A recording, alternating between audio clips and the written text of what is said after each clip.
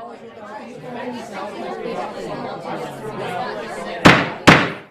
right, my lords, we shall begin.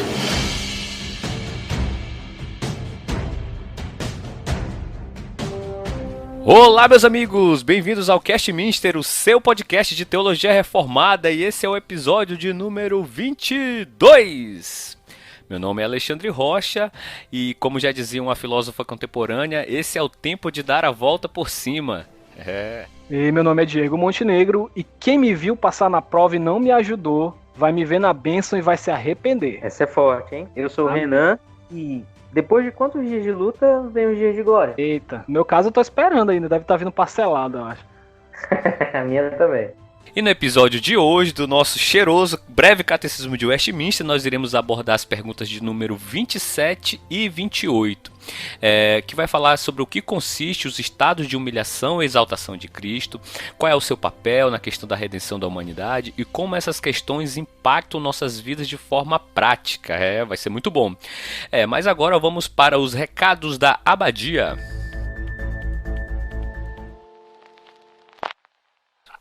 Pessoal, nos recados da Abadia de hoje eu quero deixar alguns recadinhos aqui para vocês. Primeiro, sobre alguns episódios que nós gravamos. Nós gravamos recentemente com os preletores do Encontro da Fé Reformada aqui em Manaus. Foi a 20ª edição. Foi muito legal. Batemos um papo com o presbítero Solano Portela, com o reverendo Augusto Nicodemos Lopes, com o pastor Jaime Marcelino, com o pastor Tiago Santos e com o pastor Conrad. Ouçam lá no nosso site. Nós também estamos nas principais plataformas de streaming, no Spotify, no Deezer, no seu agregador de podcast. Estamos em todo canto, mano. Procura que quem procura acha. Procura a gente que vocês encontram. Gravamos também um episódio muito bacana com o Rodolfo Amorim sobre o pensamento econômico de Calvino. Esse episódio ficou maravilhoso. Gravamos também com o pastor Marcelo Carvalho. Esse episódio foi tão bom que a gente teve que dividir ele em dois. Foi sobre missões transculturais. Foi um papo muito bacana com o pastor Marcelo. Queremos agradecer desde já a disponibilidade dele. Foi um papo assim, muito enriquecedor. Tivemos muitos feedbacks bem bacanas a respeito desse episódio.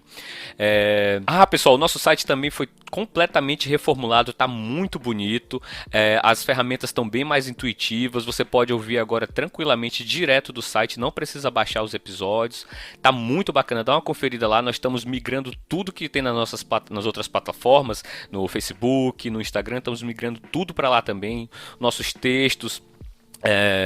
Sigam-nos também nas nossas redes sociais, no Facebook, no Instagram. Temos o nosso grupinho lá no Telegram também, para trocar uma ideia. Então, é isso. Queria mandar um abraço também para um dos nossos ouvintes, é o Michael Douglas. O cara tem nome de artista, rapaz. Michael, um abraço para vocês aí, pessoal do Rio, que tem nos prestigiado com a sua audiência. Um grande abraço a todos vocês, viu? E agora vamos para o episódio.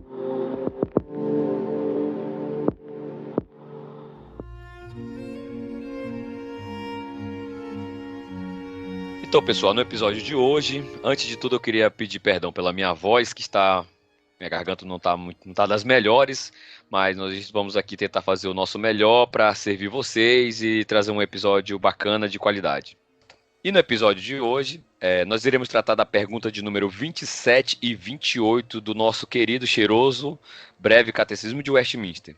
E a pergunta de número 27 diz: em que consistiu a humilhação de Cristo? E a resposta é: a humilhação de Cristo consistiu em ele nascer, e isso em condição baixa, feito sujeito à lei, em sofrer as misérias desta vida, a ira de Deus e amaldiçoada morte na cruz, em ser sepultado e permanecer debaixo do poder da morte durante certo tempo.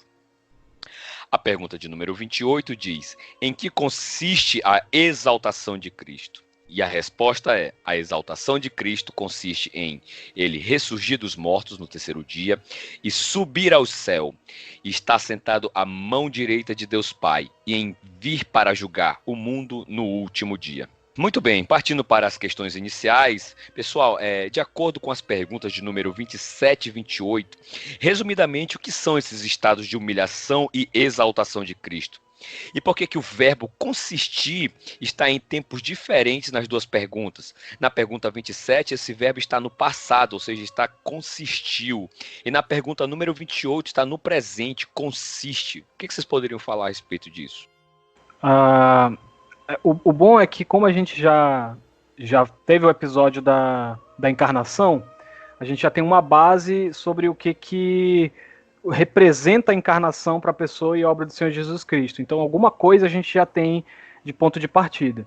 Eu só queria ressaltar que o catecismo ele parece atribuir uma tripla partição para o que é, de fato, essa humilhação, começando pela humilhação. O catecismo atribui a humilhação não só à encarnação, que é como a gente viu sinteticamente no episódio passado, mas essa humilhação está em nascer, né, encarnar-se, está em viver e está na morte de Cristo. Então, esses são os 3 principais pontos que a gente vê na questão da humilhação aí na pergunta 27 do Breve Catecismo.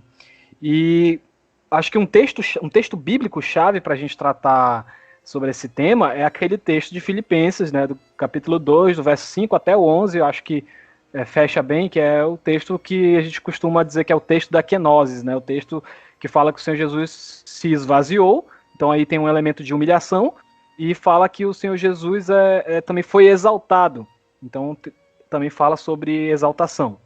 E aí eu começo alguns comentários aqui sobre esse tema, baseado nesse texto bíblico, falando primeiro dessa partícula que tem nesse texto de Filipenses, que fala que ele subsistindo, que o Senhor Jesus Cristo subsistindo em forma de Deus, né? Primeiro, como a gente já estabeleceu lá no episódio sobre a encarnação, é interessante dizer que o fato de estar dizendo que ele subsistiu em forma de Deus, não é que ele parecia com Deus ou algo do tipo.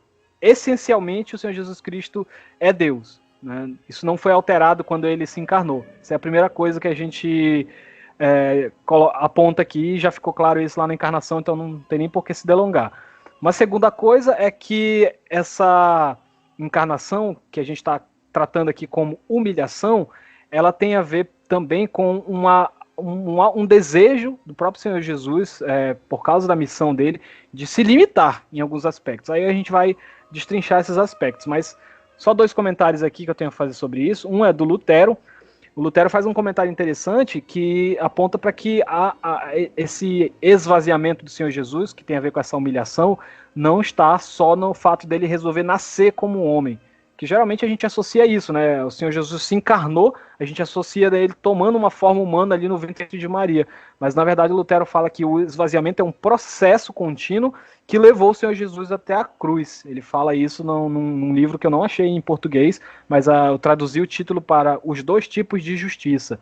Esse é o Lutero que fala. Aí tem um livro chamado Cristo Jesus Homem, do Bruce Ware, acho que é esse o nome dele, que ele fala o seguinte, abre aspas, que quando Jesus se tornou homem, ele cobriu-se a si mesmo com uma natureza humana finita e criada. Portanto, embora Cristo fosse plenamente Deus na encarnação, ele não podia expressar toda a dimensão das suas qualidades ou atributos divinos, porque assumira a natureza humana. A glória da deidade de Cristo estava totalmente intacta e presente, mas a manifestação dessa glória não teve expressão plena porque ele estava coberto com a natureza humana. Como homem, ele aceitou as limitações finitas quanto à plena expressão de suas qualidades divinas infinitas, embora também possuísse essas qualidades divinas. Naquele livro Teologia da Reforma, né, do Matthew Barrett, o capítulo que fala sobre encarnação, ele diz assim, o autor diz assim: em termos de natureza divina, a diferença está entre ocultação no estado de humilhação e manifestação aberta após a ascensão. Então, fechando aqui a questão da humilhação, é isso. O Senhor Jesus ele se colocou a si mesmo num estado em que ele limitou a apresentação, a exposição, a epifania da sua glória. Né? Então, pegando um pedaço da pergunta que o Alexandre fez, por que os verbos estão em tempos diferentes? Por causa dessa diferença aqui, não só os verbos, mas quanto aos sujeitos envolvidos. Quando a gente vê falando sobre a humilhação do Senhor Jesus, o sujeito central da frase é o Senhor Jesus. Ele se humilhou, ele resolveu tomar forma humana, ele resolveu se encarnar, ele resolveu fazer tudo. Então parte dele. E está no verbo passado porque é uma coisa que aconteceu naquele momento específico da história em que ele se humilhou adquirindo a nossa forma. Já a exaltação é diferente, começando pela estrutura. O Breve Catecismo coloca que a exaltação de Cristo ela tem uma partição ali que é quádrupla.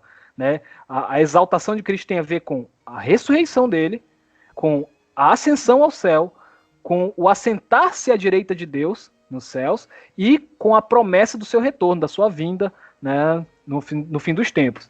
E aí, voltando para o texto de Filipenses, o texto diz, pelo que também Deus o exaltou sobremaneira. Então aqui o sujeito não é Cristo. Não é Cristo que se exaltou, não é Cristo que usou seus próprios poderes para de alguma forma burlar a morte, não. Mas Deus o ressuscitou. O poder do Pai não permitiu que Cristo fosse vencido pela morte. Por isso que Paulo dá essa ênfase. Deus o exaltou sobremaneira, Deus o colocou acima de todo nome. Então, assim, o sujeito ali é o Pai, né? Não é o Filho. E o tempo verbal está no presente porque isso é uma obra que permanece. Então, Cristo está exaltado até hoje, por isso que o tempo verbal é presente. Cristo não foi exaltado somente no passado, a exaltação dele permanece até hoje. Jesus conta uma parábola lá em Lucas 10, Lucas 14, perdão, que é aquela parábola da festa, né, do lugar que você deve tomar na festa. E o Senhor Jesus disse que quando você chegar numa festa, se for convidado, você tem que tomar o último lugar, para quando vier aquela pessoa que te convidou, ele vai dizer assim, amigo, senta-te mais para cima, né, certear isso por honra diante de todos os mais convidados. Então o Senhor Jesus desde lá já estava ensinando que todo aquele que se exalta será humilhado, mas o que se humilha será exaltado. Então aqui também está a questão dos sujeitos. Você se humilha, mas você é exaltado por outra pessoa. Não é que todo aquele que se humilha vai chegar uma hora que vai se exaltar. Não. Todo aquele que se humilha vai ser exaltado por uma outra pessoa. Então o Senhor Jesus já estava ensinando o que havia de acontecer com ele lá, mais para frente na história dele. E aí a questão da humilhação, como eu disse lá no que o Lutero fala, ela é um processo contínuo que leva à morte de Jesus na cruz. E a exaltação é esse processo que leva Cristo para a eternidade, assentado à destra de Deus com o Pai. Então, assim como o Senhor Jesus sempre pregou que quem quisesse ser seu discípulo precisaria tomar a sua própria cruz e o seguir, ou seja, assim como o Senhor Jesus deixou claro que a sua humilhação precisaria ser compartilhada com seus discípulos, a exaltação também não é diferente. Então, quando o Senhor Jesus assume a forma de servo, né, que fala lá em Filipenses, nós também, ao adquirirmos essa forma de servo e nos humilharmos, por entender esse ensino claro do Senhor Jesus, nós estamos trilhando esse mesmo caminho do Senhor Jesus para a questão da exaltação. Então nós sabemos que vamos passar por esse mesmo processo dele. Citando novamente aqui o Teologia da Reforma, tem um trecho que diz assim, na humilhação, Cristo se despojou de sua majestade divina e não usou essa majestade até depois da ressurreição, quando ele deixou de lado a forma de servo, mas não a natureza humana. Portanto, agora ele é onisciente, onipotente e onipresente, não só como Deus, mas também como homem. Assim, ele pode estar presente no seu corpo e no seu sangue na ceia, mesmo estando à destra de Deus nos céus. Então, esse é um aspecto interessante da exaltação do Senhor, né? Havia muita discussão, inclusive entre os reformadores, sobre o que aconteceu com o corpo do Senhor Jesus depois da exaltação. Porque agora ele não era mais meramente um homem, digamos assim, né? Ele recebeu incorruptibilidade sobre o corpo dele. Onde tá esse corpo humano do Senhor Jesus? E aí tinha uma treta, né? O Lutero, ele dizia assim, não, o corpo do Senhor Jesus está no céu e ao mesmo tempo ele vira os elementos, né? Vocês lembram que o Lutero ele tinha essa inclinação à transubstanciação, né? E aí o Zwinglio, ele rompeu com o Lutero nesse sentido, porque o Zwinglio dizia, não, o corpo do Senhor Jesus, como ele é humano, mesmo glorificado, ele só pode estar em um lugar. Então, se o corpo do Senhor Jesus está no céu, ele não pode estar nos elementos da ceia, literalmente. Mas as suas propriedades, a sua glória, a sua substância, ela se aplica aos elementos da ceia. Então, isso aí tem a ver com essa discussão, o fato de que na exaltação, o Senhor Jesus Cristo, ele revestiu de incorruptibilidade aquilo que a princípio era corruptível. Então, mais ou menos isso aí que significa a questão da humilhação e da exaltação, e também os tempos verbais envolvidos aí no catecismo e os sujeitos envolvidos também. Humilhação e exaltação, elas são dois estágios da obra de Cristo. Quanto à sua humilhação, o Millard Erickson vai dizer que são 2 passos para baixo, né? Cristo descendo da sua glória. Esses 2 passos para baixo, eles são a encarnação e a morte, enquanto que a exaltação também é uma série de passos que consiste na sua glória anterior, antes de ele vir até a Terra, né? Antes de ele se encarnar, e também consiste na glória posterior, que chega até a outro patamar anterior à glória que ele tinha. Quanto à encarnação, a ênfase que os evangelhos dão, e também as cartas de Paulo, e o Novo Testamento como um todo dá, consiste no que Cristo deixou para trás, como está lá em Filipenses 2, do versículo 6 e 7, e também no que ele assumiu, como a gente vê lá em Gálatas 4, versículo 4. Quanto ao que ele deixou para trás, o Erickson ele vai dizer assim, que ele renuncia à posição de igual a Deus no céu. Porque no céu, na sua glória, ele tinha o quê? A presença imediata de Deus Pai e também do Espírito Santo. Ele tinha o louvor contínuo dos anjos. Na terra, ele não tinha nada disso. Então, esses dois passos para baixo, como o Erickson coloca, eu diria assim, 2 passos para trás, né, mostram que, ainda que o Senhor Jesus ele viesse usufruindo o máximo da glória desse mundo, a perda que ele teve, mesmo assim, seria imensa. Na verdade, foi imensa, né? Foi uma perda imensa. Mas mesmo que ele viesse para uma família de condição rica, que ele viesse desfrutando de tudo que esse mundo tem para oferecer, mesmo assim, a comparação entre a glória terrena e a glória celeste, ela é totalmente incomparável, né? A gente sabe, então, que Jesus ele veio para ser servo, ele veio para ser escravo, não veio para ser servido, mas para servir. Ele, outro elemento relacionado ao que ele assumiu enquanto encarnado, se refere à própria lei, né? Ele deu origem à lei. Isso é muito interessante, porque ele, sendo o senhor da lei, ele tornou-se completamente sujeito à lei. Já pensou? Você cria um código moral, né? Você está acima, você é o legislador, você cria aquele código moral perfeito para criaturas imperfeitas seguirem, e você mesmo tem que se submeter a esse código moral. Então, ele se sujeitou completamente à lei e cumpriu toda a lei. Sim. Esse é um dos elementos dessa humilhação de Cristo, né? Tendo se sujeitado à lei, diz Paulo, Jesus estava apto para redimir os que estão sob a lei. Gálatas 4, versículo 5. Outro passo após a encarnação é a questão da morte, né? O outro passo abaixo que o Erickson fala. A morte, ela foi o passo último da humilhação de Cristo. Jesus, ele era a própria vida. João 14, versículo 6, ele vai falar isso. Jesus era o doador da vida, ele era o criador da vida. No entanto, ao vir para essa terra, ao se encarnar, ele precisou se sujeitar à morte. Aquele que é a própria vida precisou se sujeitar à morte para que nós pudéssemos ter vida. Então, exato. Cristo, ele pagou o preço para nos libertar do império das trevas, e ele recebeu o salário do pecado. Vocês se lembram qual é o salário do pecado? Romanos 6, 23 vai dizer que o salário do pecado é a morte.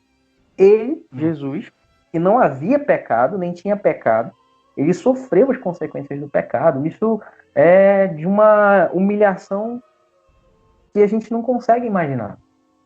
Tornando-se humano, abre aspas para o Millard Erickson, tornando-se humano, Jesus tornou-se sujeito à possibilidade da morte, ou seja, tornou-se mortal.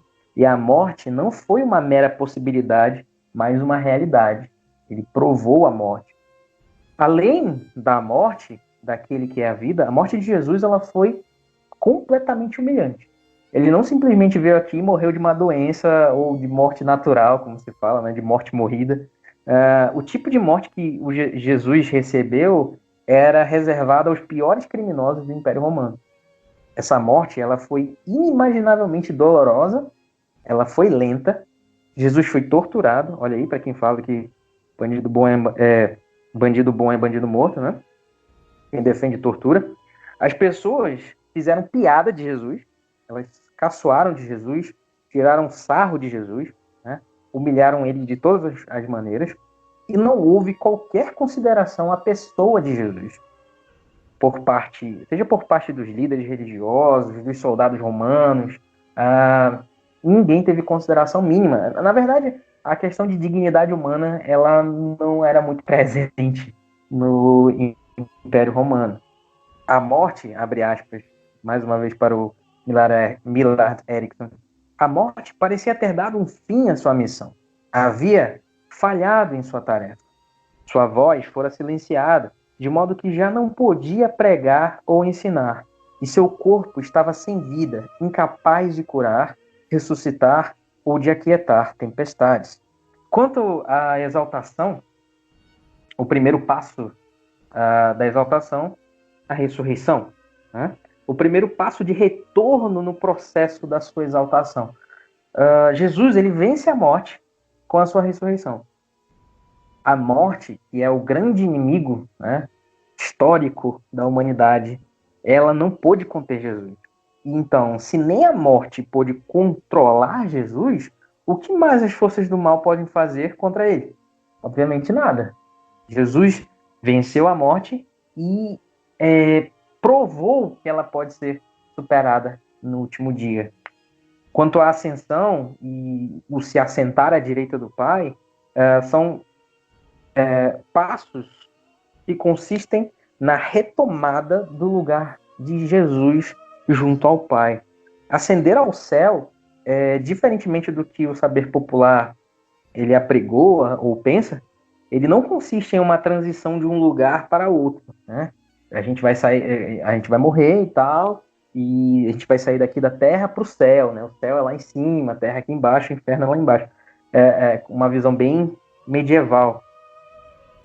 Não se pode chegar até Deus simplesmente viajando o suficiente em distância e em tempo em algum tipo de nave espacial. Deus, ele está numa dimensão diferente de realidade, e a transição daqui para lá exige não apenas mudança de lugar, mas uma mudança de estado. Então, essa é uma mudança espiritual. A exaltação de Cristo, ela consiste nessa mudança de estado, de um corpo corruptível, a gente vai falar isso um pouquinho mais depois, né? Mas já adiantando, de um corpo que a gente falou isso até no outro podcast, né? Acho que foi 2 podcasts atrás, não estou lembrado agora, que Jesus sofria as consequências da sua mortalidade, né? Vamos dizer assim. Então, quando ele quando ele ressurge e ele ascende aos céus e assenta-se à direita do Pai, ele ganha novamente, vamos dizer assim, esse estado espiritual que possibilita que ele lá esteja, né? Que ele esteja no céu. Então, sentar-se à direita de Deus Pai, isso é um símbolo de autoridade e de governo ativo. Tanto é que Isaías fala que nós o olhávamos, né?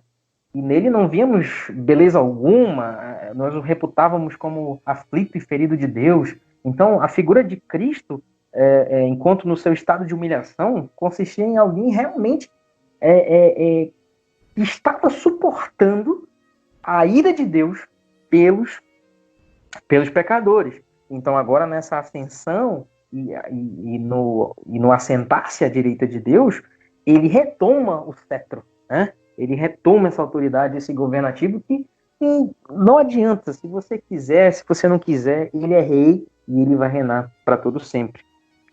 E o outro passo referente à exaltação, a segunda vinda, que se constitui na vitória completa de Jesus. Na segunda vinda, o seu reinado ele será completo. Mesmo os que o rejeitam agora terão que se dobrar a Jesus. A sua volta ela vai ser em glória. Não em glória, mas em glória. Como está lá em Mateus 25, no versículo 31. E também lá em Filipenses, né, que já foi citado aqui, no capítulo 2, versículo 10 e 11, né, que diz que todo joelho se dobrará, toda língua confessará que Jesus Cristo é Senhor. Então, essa é uma grande exaltação. Só recapitulando um pouco aqui a questão da humilhação, na verdade, o Anselmo de Cantuária, ou Canterbury, né, no século XI, no seu livro Why God Became Man, ou Por que Deus se tornou homem, ele ele afirma, né? vocês ainda não consideraram a seriedade do pecado. Enquanto John Stott, o nosso autor mais contemporâneo, vai falar o seguinte: vocês ainda não consideraram a majestade de Deus, lá no Porque Sou Cristão. Então, assim, tanto a humilhação como a exaltação de Cristo, elas apontam, esses estágios, eles apontam tanto para a seriedade do pecado, porque Deus se fez homem, Deus sofreu todo o processo de humilhação aqui nessa terra, porque homem nenhum, nem animal nenhum poderia oferecer sacrifício perfeito diante de Deus, né? Então, a seriedade do pecado, Deus vê o pecado de uma forma séria e que precisava ser punido, e foi punido no seu filho, né? E a gente não costuma considerar a majestade de Deus, porque após a sua ressurreição, ele voltou a estar à direita do Pai, e agora como juiz supremo de toda a terra e de todos os seres humanos. Então, assim, os pecados, eles eram nossos, mas a morte e separação de Deus foi dele. Essa humilhação só Cristo passou.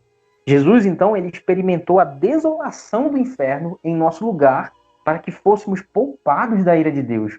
Isso, sem dúvida, é uma humilhação extrema. No entanto, a exaltação de Jesus, ela consistiu também na conquista dos poderes do mal. A vitória de Jesus, então, ela foi a vitória dos seus discípulos. Não havia derrotismo. Havia palavra de vitória. Então, mesmo na morte de Jesus, mesmo na cruz, a exaltação de Jesus já se fazia presente. Por quê? Porque lá na cruz ele derrotou as forças do mal. Vitória, conquista, triunfo, superação. Esse era o vocabulário dos primeiros seguidores de Jesus. Eles atribuíam essa vitória à cruz. Está lá no John Stott. E eu classifico essa citação como a dialética da humilhação e exaltação. Pensando ainda nessa pergunta, o Jonas Madureira, no Inteligência Humilhada, ele tem um trecho que ele diz assim, pensando ainda nessa questão de humilhação e exaltação, abre aspas, em termos teológicos, o esvaziamento é a própria humilhação daquele que, sendo Senhor, tornou-se homem, um ser esvaziado de senhorio, para que, pelo esvaziamento, o Senhor de tudo se tornasse servo de todos. Cristo não se fez homem porque queria ser homem. A ideia de que o homem sempre quis ser Deus, mas só Deus quis ser homem, só em parte está correta. Cristo não é como Zeus, por exemplo, uma divindade que nutre inveja doentia dos homens. Em rigor, Cristo não desejou se tornar homem, mas sim servo. Ele não invejou a vida dos homens, mas desejou ser servo do Senhor. O problema é que para ser servo do Senhor era necessário, em primeiro lugar, ser homem. Ou seja, a encarnação é apenas a condição para alcançar a forma de servo, pois para ser servo é preciso antes ser homem, um ser de carne e osso. Por isso, o esvaziamento não cabe ao homem, pois ele já é por natureza esvaziado de glória. Como esvaziar o que já é por natureza vazio? Aí ele faz uma citação de um homem chamado Henry Nouwen, que diz o seguinte: o caminho do esvaziamento é o caminho de Deus e não nosso. Deus é nos revelado como tal no impulso descendente, porque só quem é Deus pode ser esvaziado dos privilégios divinos, tornando-se como nós. O grande mistério sobre o qual se baseia a nossa fé é que aquele que não é de maneira nenhuma igual a nós, que não pode ser comparado conosco, nem entrar em competição conosco, desceu até nós e assumiu a nossa carne mortal. Fecha aspas. Cara, não dá para ficar sem louvar o Senhor pela sua misericórdia, porque como um Deus que é todo poderoso, que é todo glorioso, por amor, resolve se encarnar, né, no mistério da encarnação e assume a nossa forma humana, né, a gente vê que vocês lembram lá nas Crônicas de Nárnia, no primeiro filme, quando o Aslan vai substituir o Edmundo na punição lá por causa do que o Edmundo tinha feito, o Aslan passa pela humilhação, né? O pelo, a juba dele é cortada, né? Então ele sofre execração pública, né? Na frente de todo mundo ali, todo mundo fica rindo do Aslan, né?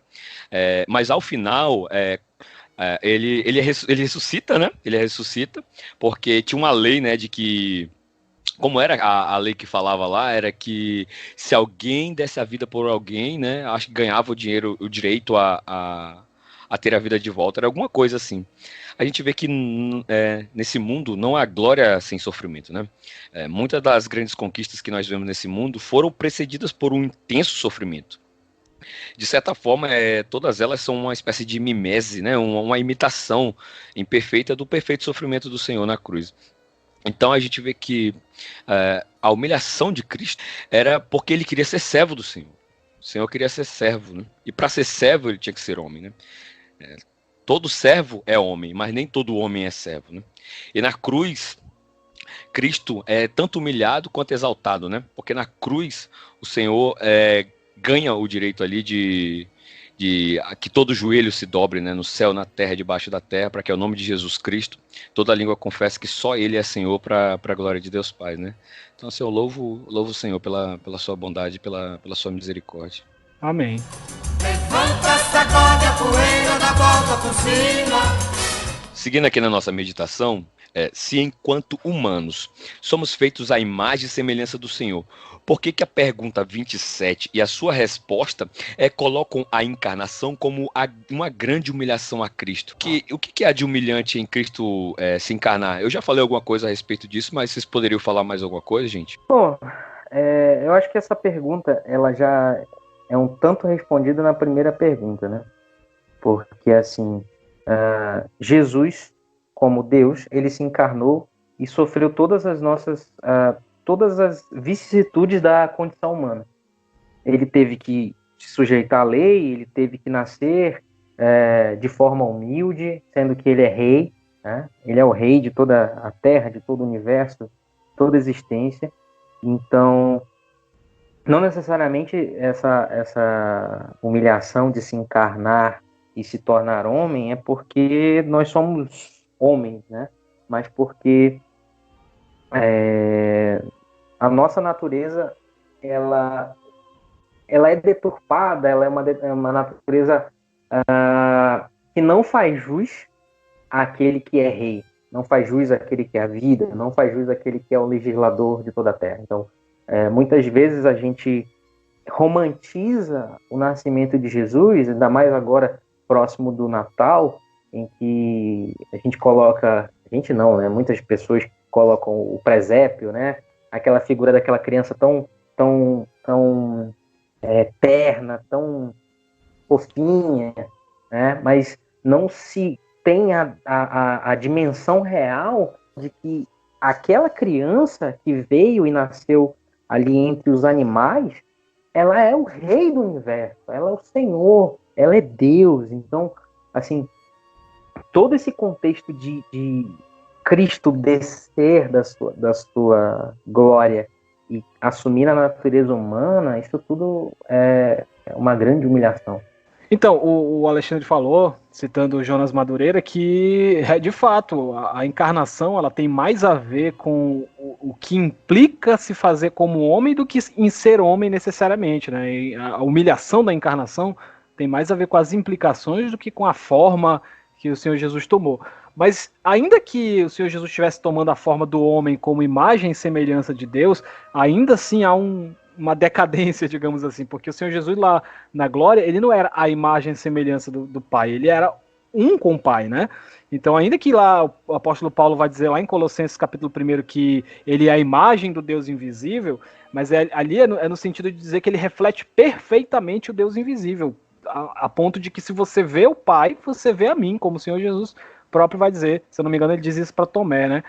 E já o homem não, o homem você não pode dizer que porque você viu um homem, um ser humano, você viu a Deus. Não, ele reflete alguma coisa do Pai, né? Porque foi criada a imagem e semelhança. Então, ainda assim, haveria uma decadência entre ser Deus e ser a imagem de Deus. E uma outra coisa que eu gostaria de colocar aqui pra gente, de repente vocês podem até ver se vocês têm alguma coisa para comentar sobre isso, mas é que o Senhor Jesus, ao se tornar homem, ao se fazer homem, ele assumiu ele não teve a oportunidade que Adão teve, né? O Senhor Jesus não teve a oportunidade de nascer como um homem que estava sob as condições onde ele ele não teve a oportunidade de nascer como um homem que foi criado para ser perfeito, né? O Senhor Jesus nasceu de uma raiz de pecadores, né? Os antecessores dele, os antepassados dele eram pecadores, os contemporâneos dele eram pecadores. O Senhor Jesus nasceu no meio de pecadores e ele já nasceu nesse climão aí. Adão não. O primeiro Adão nasceu ali, o game estava zerado, ele estava 0-0, e aí o pecado começa ali. Então, quando o apóstolo Paulo coloca o Senhor Jesus como um segundo Adão, não é que tipo o Senhor Jesus vai lá na mesma forma de Adão e ele recomeça a humanidade do zero. Não, o Senhor Jesus ele vai fazer o contrário. O Senhor Jesus vai rebobinar a fita. Ele vai pegar a humanidade no estágio em que está, ele vai se assemelhar a essa humanidade. E aí, como o Renan disse, fazendo referência ao nosso episódio de encarnação, o Senhor Jesus veio até o ponto que ele tomou para si as enfermidades dos seres humanos também, como a gente viu que a Confissão de Fé de Westminster defende. Então, o Senhor Jesus ele já pegou a humanidade, o segundo Adão já pegou a humanidade no estágio em que o primeiro Adão deixou, vamos dizer assim, e ele vai rebobinar a fita, ele vai refazer, ele vai desfazer isso até que o homem volte a ser aquilo que ele era. E para isso, aqui que é o meu ponto, aqui que é o ponto que eu quero chegar. Para isso, o Senhor Jesus precisou fazer uma coisa, como homem, que os homens mesmo não fizeram, né? Que é, como o Renan também mencionou, experimentar o abandono, digamos assim, e a separação de Deus, né? Porque quando o Senhor Jesus gritou na cruz, Deus meu, por que me desamparaste? Ainda que ele estivesse citando um salmo lá do Antigo Testamento, mas ali é uma coisa que só o Senhor Jesus experimentou isso no fundo da alma dele.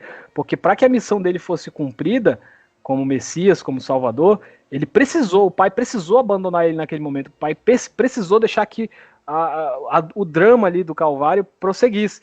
E nós, seres humanos, não experimentamos isso.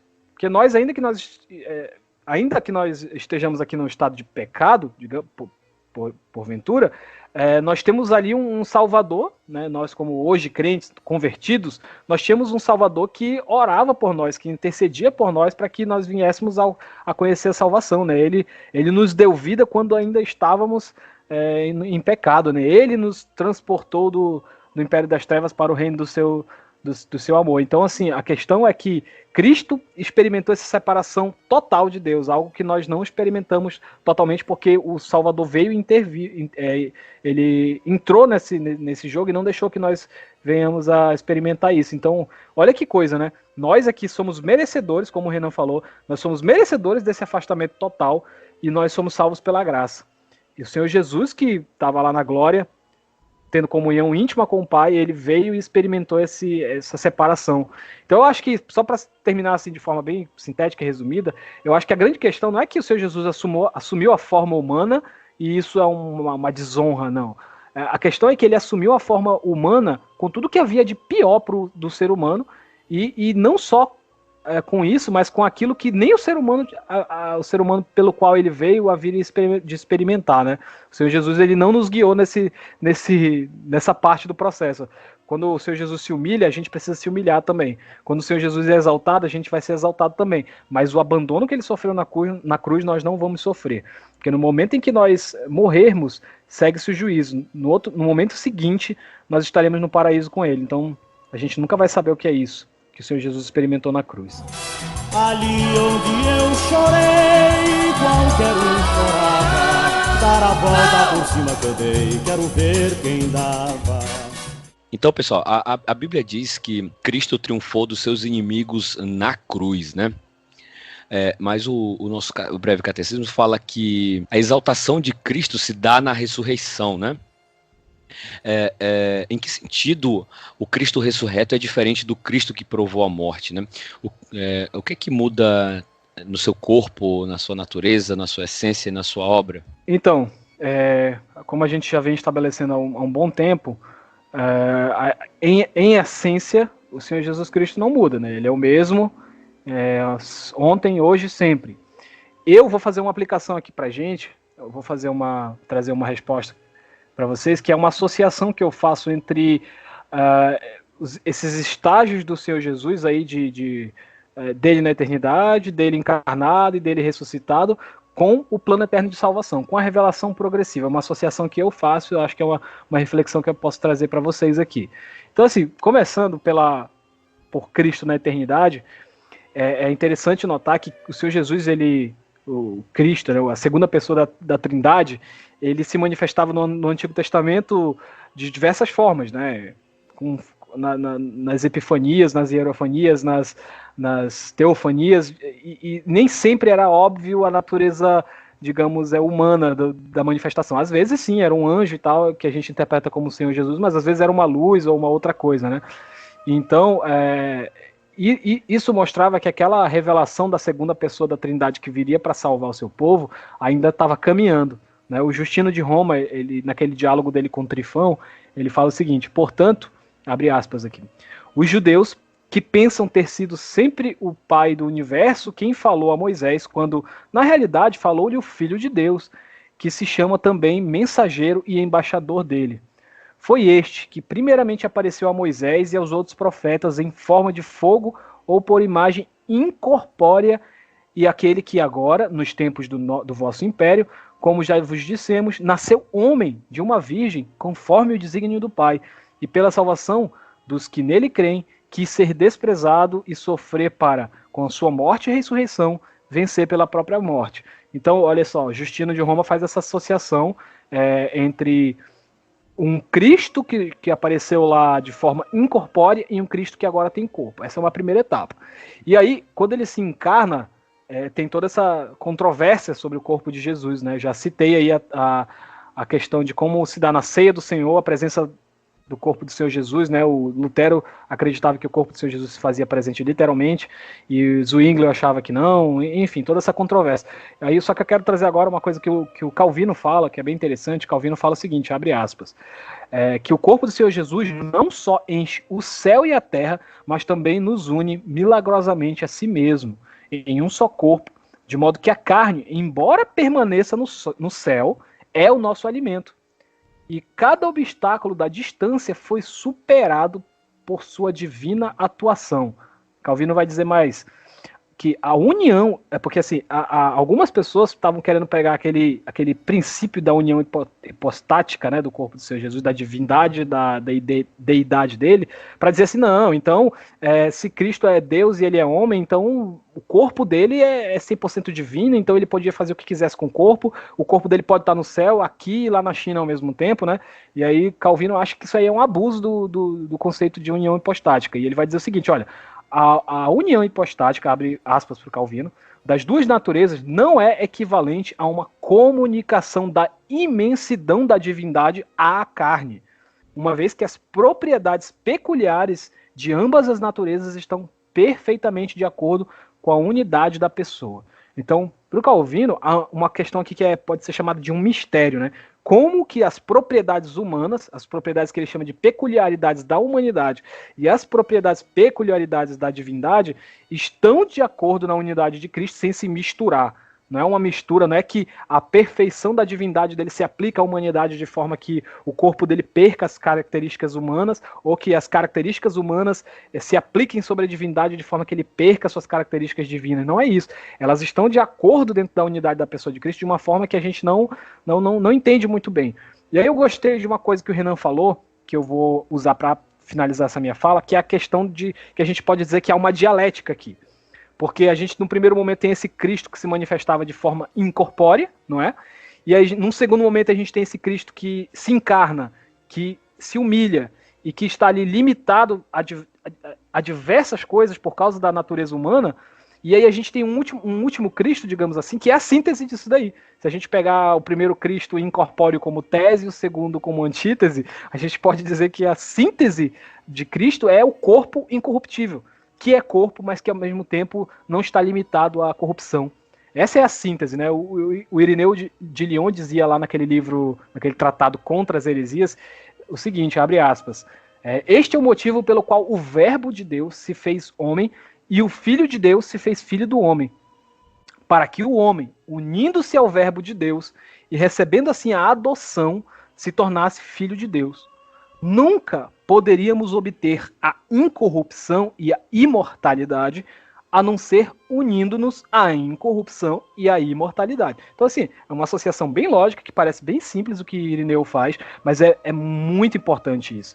Significa que o Senhor Jesus passou por esse processo, que aqui a gente está chamando de dialético, porque ele, como o Alexandre disse, eu não vou usar o termo do Alexandre mimese aí, porque eu não sei se vai ficar muito claro, mas assim, esse processo que o Senhor Jesus enfrentou aí, esse processo que a gente está chamando de dialético aqui, ele é uma imagem, ele é um tipo, ele é um arquétipo de algo que tem muito a ver conosco, e a gente vai ver isso já na aplicação. Mas já fica aqui a dica, né? O Senhor Jesus, ele é diferente na sua ascensão, no sentido de que a revelação está mais completa, porque a pergunta era essa, né? Em que sentido o Senhor Jesus é diferente, aquele que morreu, do que aquele que ressuscitou? No sentido de que a sua revelação está mais completa. O Senhor Jesus, quando encarnou, ao mesmo tempo que ele era perfeita revelação do Pai, mas ele ainda estava em progresso, ele ainda estava se aperfeiçoando para ser aquilo que o Pai queria que ele fosse, que é aquele que venceu a morte, aquele que permitiu que fosse possível que um corpo corruptível fosse revestido de incorruptibilidade. Esse é o ápice, sabe? Apesar de que a gente, como o Alexandre diz, na cruz o Senhor Jesus venceu a morte, na cruz assim, apesar de que a cruz é um momento central, e eu não discordo disso, mas a perfeição da obra da cruz aparece depois da cruz, quando a morte se provou ineficiente, quando a morte não tinha mais o que falar. E aí o Senhor Jesus ressurge e diz assim, que assim como ele venceu a morte, nós podemos vencer a morte também. Né? Então eu acho que é aí que está o ápice do negócio, aí que está a diferença do Jesus que provou a morte para o Jesus que venceu a morte, né? É mais ou menos isso. Reconhece a queda e não desanima. Levanta, sacode a poeira, dá volta por cima.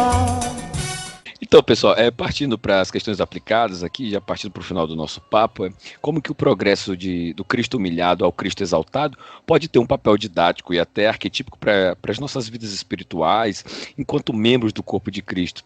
O drama de Cristo tem algo além do seu aspecto histórico? Bom, a aplicação que a gente pode dar sobre esse assunto tão importante, eu vejo da seguinte forma. Eu vou usar aqui as palavras rápidas aqui do Alistair McGrath.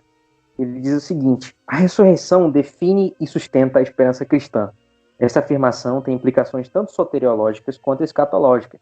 Em termos soteriológicos, permite que a morte de Cristo na cruz seja interpretada como a vitória de Deus sobre a morte e as forças e poderes aliados a ela. Em termos escatológicos, a ressurreição fornece base e consistência para a esperança cristã da vida eterna. Então, assim, a ressurreição, ela, como o McGrath falou aqui, ela define e sustenta a esperança cristã. Então, se nós temos Cristo como nosso modelo, tanto na sua humilhação como na sua exaltação, eu creio que o evento da ressurreição ele é um elemento chave para que nós tenhamos a nossa esperança além desse mundo. Porque assim como Cristo sofreu aqui nessa terra, os cristãos também sofrem. Né? Então eles têm que ter uma esperança fincada em algo além deles mesmos, além do sofrimento, além desse mundo. E o que melhor pode ser a nossa base de esperança do que a própria ressurreição de Jesus, né? A sua ascensão aos céus, etc. Então, a ressurreição ela tem implicações soteriológicas, a morte na cruz como a vitória de Deus, escatológicas, né? A base e consistência para a esperança cristã da vida eterna. Nós temos Jesus como modelo de salvação. O nosso exemplo de vida redimida é o Senhor Jesus, tanto na sua humilhação como na sua exaltação. Jesus, ele nos dá a forma e o modelo da vida cristã. Há dois aspectos em que Cristo como modelo tem moldado a história da igreja cristã. O primeiro aspecto é o seguinte: a constante tentativa do cristão de imitar a Cristo. Cristo, ele é o exemplo de relacionamento com Deus e com o próximo. Dessa forma, o cristão ele deve se esforçar por reproduzir esse modelo. Nesse aspecto, se enfatiza a responsabilidade do ser humano. Um livro muito conhecido e um clássico é a Imitação de Cristo, né, do Thomas A. Kempis. O segundo aspecto, ele se refere à vida cristã como um processo em que nós somos conformados à imagem de Cristo. Agora não é simplesmente um esforço de nós imitarmos a vida que Jesus teve, mas sim de que a ação de Deus, ela vai nos moldando para que nós nos conformemos à imagem do Senhor Jesus. Essa perspectiva, ela é associada aos reformadores Lutero e Calvino, né, e os outros reformadores, além desses dois, que diz o seguinte: Deus torna o cristão conforme a imagem e semelhança do seu Filho, por meio da ação do Espírito Santo. Então, é interessante notar essa dualidade, né? Tanto a responsabilidade humana quanto a soberania de Deus, que ao nos eleger nele, ele nos capacita para nós andarmos segundo Cristo andou, segundo Cristo deixou o exemplo para que nós seguíssemos. A humilhação de Cristo, então, o John Stott vai dizer que ela é um estímulo à perseverança paciente do cristão. Por quê? Bom, o sofrimento não merecido, porque existe o sofrimento merecido, né? Você faz por onde sofrer, mas a gente sabe que a vida ela é caótica, que eventos aleatórios acontecem nas nossas vidas, muitas vezes nós somos pegos de surpresa, e há o sofrimento não merecido, né? A existência do mal. O sofrimento não merecido, ele faz parte do chamado cristão. Isso se relaciona à humilhação que o próprio Cristo sofreu pelos seus discípulos. Ou Cristo mereceu sofrer no nosso lugar? Pelo contrário, né? Nós necessitamos, então, olhar firmemente para Jesus, pois ele suportou a cruz, não fazendo caso da ignomínia. O exemplo do sofrimento e da humilhação de Jesus, ele também se refere ao caminho da santidade madura. Jesus, ele foi aperfeiçoado pelo seu processo de humilhação. Então, assim, o sofrimento, ele serviu como um molde para o Senhor Jesus. Não que ele fosse imperfeito, não que ele tivesse pecado, mas a Bíblia deixa muito claro que ele aprendeu a obediência, né, pelas coisas que sofreu, né? Os seus sofrimentos foram o campo de teste no qual a sua obediência se tornou adulta. Então, assim, os sofrimentos, eles nos levam à maturidade por meio da perseverança. Então, ele veio ser o servo sofredor, ele veio servir, claro, né? Servo, servir.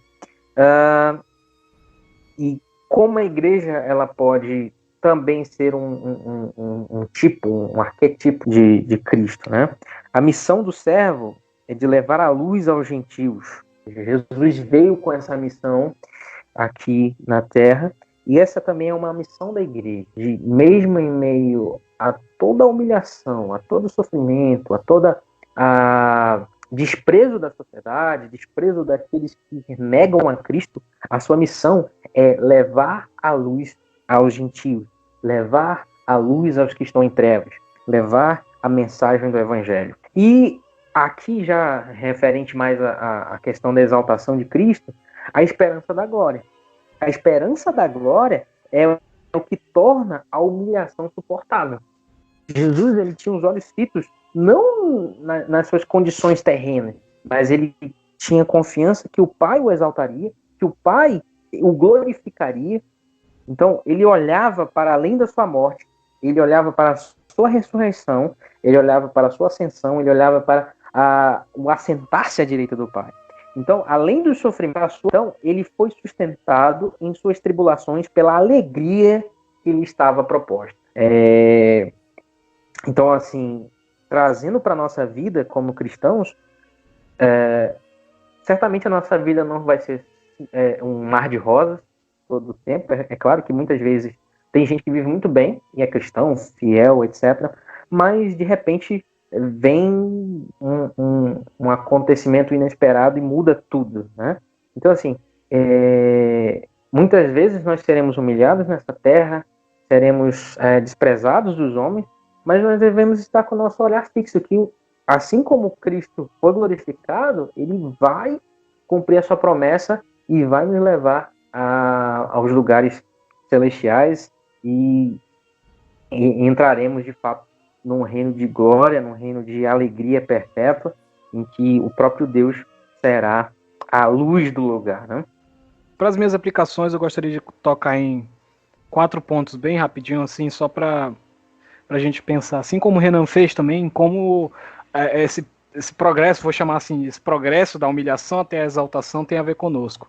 Primeiro que, quando o apóstolo Paulo fala lá em Filipenses, que foi o texto que eu citei no começo do episódio, o apóstolo Paulo fala que nós devemos ter em nós o mesmo sentimento que o Senhor Jesus teve. Né? O Senhor Jesus sempre pregou sobre negar a si mesmo, e agora a gente é convidado, a gente é chamado a ter esse mesmo sentimento. Na verdade, o próprio apóstolo Paulo, lá nessa mesma carta de Filipenses, só que no capítulo 1, ele fala assim que o que é para os de fora, né, para os não cristãos, prova de evidente perdição, para vós outros é prova de salvação, e isto da parte de Deus, porque vos foi concedida a graça de padecerdes por Cristo e não somente de crerdes nele. Ou seja, antes dos benefícios da fé, da graça, se aplicarem em nós e nós gozarmos a salvação e a exaltação, nós também vamos conhecer essa primeira parte, que é a parte de padecer por Cristo. Ainda que seja uma morte mais tranquila, ou se for uma vida mais atribulada, mas nós vamos padecer. O apóstolo Pedro também fala sobre esse assunto. Ele fala assim, olha, tendo Cristo sofrido na carne, armai-vos também vós do mesmo pensamento. E aí ele fala depois, não estranheis o fogo que arde aí entre vós. Ou seja, se a gente é cristão de verdade, se a gente é salvo de verdade, o sofrimento, as lutas, aquilo que vem para nos abater, para nos humilhar, não deve nos causar estranhamento. A gente não deve achar, meu Deus, o que está acontecendo comigo? Porque às vezes essa é a ótica do movimento evangélico, né? Tem alguma coisa errada comigo. Eu preciso exorcizar, preciso fazer 7 sessões disso, daquilo, porque meus negócios estão indo mal, porque minha família ou eu estou doente. Não, na verdade, você não deve estranhar isso. Na verdade, você deve entender que isso aí faz parte da vida e que, assim como nem o Senhor da glória foi poupado do sofrimento, mas pelo contrário, o sofrimento foi a escola que o aperfeiçoou, como o Renan disse. Quem é você para escapar dessa escola, não é isso? E eu acho até interessante como alguns exemplos na história da igreja parecem até, sei lá, é meio ousado isso que eu vou falar, mas parece até passar um pouco do ponto nesse sentido. Mas acho que vocês vão me entender. O Santo Inácio, né, de Antioquia, ele tem uma carta que ele falava o seguinte, ele falava para os leitores dele não orarem para que ele fosse solto do martírio. Isso eu acho bem forte, assim. Eu não sei se ele passou do limite, não sei se ele tentou imitar aquele ensino do apóstolo Paulo que falava assim, olha, eu estou tentado de um lado ou de outro, né? Eu quero partir, mas ao mesmo tempo eu sei que sou útil aqui com vocês para abençoar vocês. Mas o Santo Inácio não teve essa, não. Ele falou assim, ó, eu estou aqui preso, não desejeis nada para mim, senão ser oferecido por libação a Deus, enquanto ainda existe altar preparado para isso. Ele falava, se vocês guardassem o silêncio, seria melhor para mim, porque eu me tornaria de vez pertencente ao meu Deus, ele falava. Ou seja, é melhor que vocês não orem, fiquem na de vocês, porque aí eu morro logo e vou ficar junto com Jesus. Então olha isso, né? O cara entendia que o sofrimento daquela prisão e do martírio que se avizinhava era normal, ele queria mesmo enfrentar aquilo, porque ele via naquilo algo próximo do Senhor Jesus, algo que ia o aproximar do Senhor Jesus.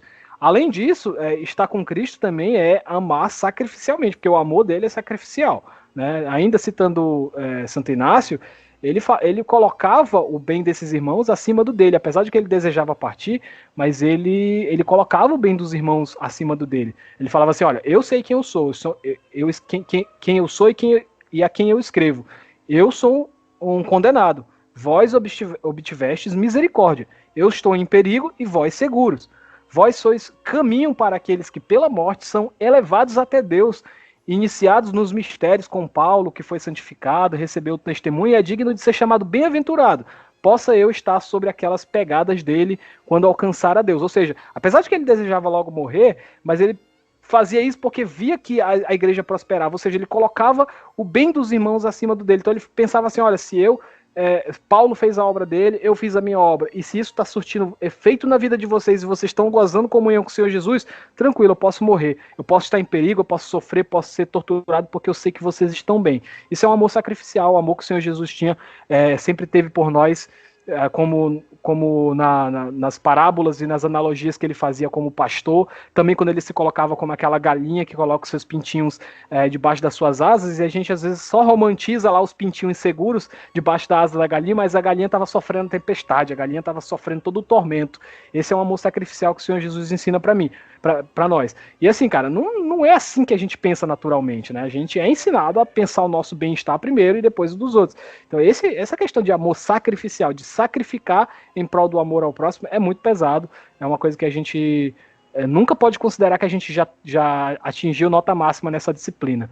Aí mais um ponto é que estar com Cristo é caminhar para a incorruptibilidade. Já falei bastante sobre isso, mas só para deixar claro que esse ponto, como o Alexandre já falou, como o Renan já falou, é um ponto que tem a ver com uma imitação do Senhor Jesus, né? Nós, por estarmos unidos ao seu corpo, nós somos guiados para exaltação eterna, para a ressurreição, para a incorruptibilidade, né? Santo Inácio também dizia assim que ele realmente ressuscitou dos mortos, pois o seu Pai o ressuscitou, e da mesma forma o Pai ressuscitará em Jesus Cristo todos que nele cremos, sem o qual não temos a verdadeira vida. Então, a ressurreição de Cristo, ela é exemplar para nós, porque ela nos anuncia nossa ressurreição eterna também. E aí, por fim, só para finalizar, eu queria dizer que estar em Cristo é ser movido e mover-se em direção a Ele. E aqui eu acho interessante que esse texto de Filipenses que eu usei como base, que é o famoso texto da kenosis, ele é seguido por aquele texto que fala assim: assim, pois, amados meus, como obedecestes, não só na minha presença, porém muito mais agora na minha ausência, desenvolvei a vossa salvação com temor e tremor, porque é Deus que efetua em vós tanto o querer como o realizar segundo a sua boa vontade. É interessante que a gente, quando trata desse texto, a gente sempre está... A gente não, mas assim, a gente vê muito na internet esse texto sendo alvo de debate entre responsabilidade humana e soberania divina, né? Quem que faz o que na ordem da salvação? Arminiano, calvinista, sei lá. E esse texto nunca é lido nesse contexto da kenosis, né?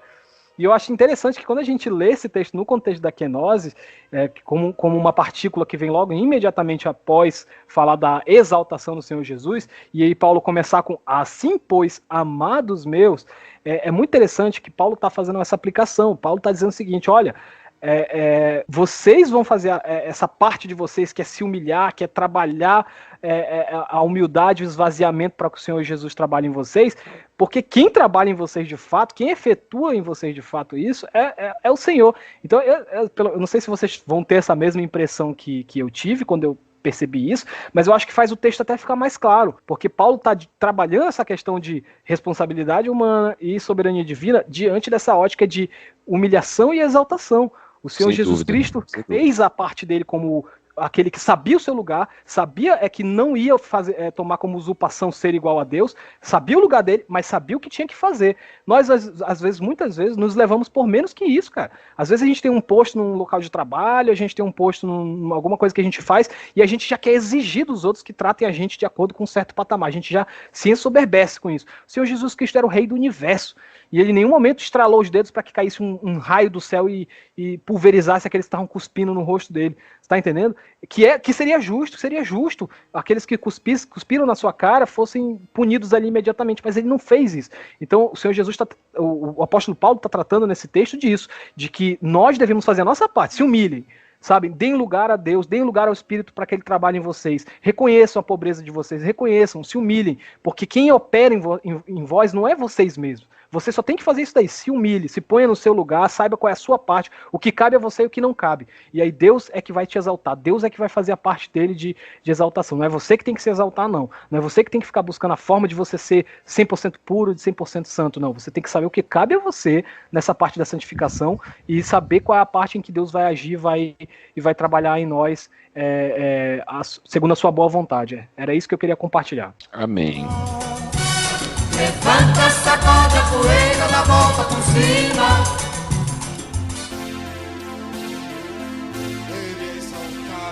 Então, pessoal, esse foi mais um episódio do Cast Ministro. Espero que vocês tenham gostado. Sigam-nos nas nossas redes sociais, no Facebook, no Instagram. Compartilha com seus amigos esse episódio se você gostou. E em breve teremos muitas novidades. Esse ano vai ser muito legal, se o Senhor se permitir. Teremos muitas novidades bacanas. Fica com a gente. Um grande abraço a todos vocês. Que Deus os abençoe e valeu!